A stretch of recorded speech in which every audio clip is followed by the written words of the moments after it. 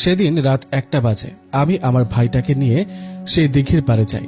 সেখানে গিয়ে আমি রেশমি পরীকে বারবার স্মরণ করি যাতে সে আমার সাথে দেখা করতে আসে। কিছুক্ষণ পর আমি লক্ষ্য করি দিঘিটার থেকে উঠে আসলো রেশমি পরী। সে তো আমাকে দেখে অনেক খুশি।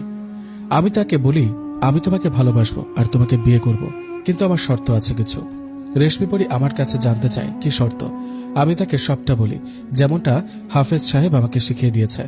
আমি রেশমি পরীকে বলি, এখন তুমি ভেবে বলো, তুমি কি এখন আমার সাথে থাকতে চাও সারা জীবন? রেশমি পরী তখন চুপ ছিল। তারপরে সে যা বলে এটা শুনে আমি পুরো অবাক হয়ে যাই। রেশমি পরী আমাকে বলে, আসলে হাসান, আলেম সাহেব চায় না যে তুমি আমার সাথে থাকো, এই কারণে এসব শর্ত তোমাকে জুড়ে দিয়েছে।